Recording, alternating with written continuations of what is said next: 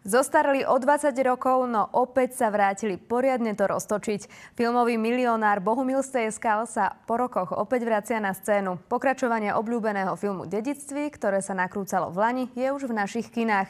A nechýbajú ani chronicky známe, už takmer ľudové hlášky.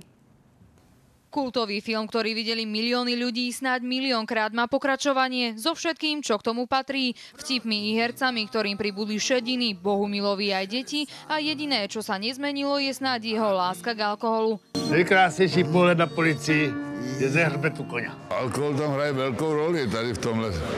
Po 20 je velkou roli, naopak. Se stává opravdu ďáblem. Najväčším prekvapením je smrť Bohušovej lásky vlastičky, ktorú stvárňuje Dagmar Havlová. No hoci zomrela, bude sa mu stále zjavovať a vo filme si zahrá aj Polievková skutočná dcéra Anna. Je to úplně jiný film, úplně jinak naladěný. Je hodně smutný, mi se tam hodně promítá i Bolkova skutečnost, jako teď ne Bohušova jako postavy, ale teď Bolkova jako jeho osobní. Napísal, lebo ťa vymením, či jak na dno, do dna. Film Dedičství si ľudia zamilovali aj pre Bohušové hlášky, ktoré s obľubou používame. Už samotný trailer napovedá, že o nej nebude núdza ani v tejto novej komédii. Něco uslyším a něco mě napadne.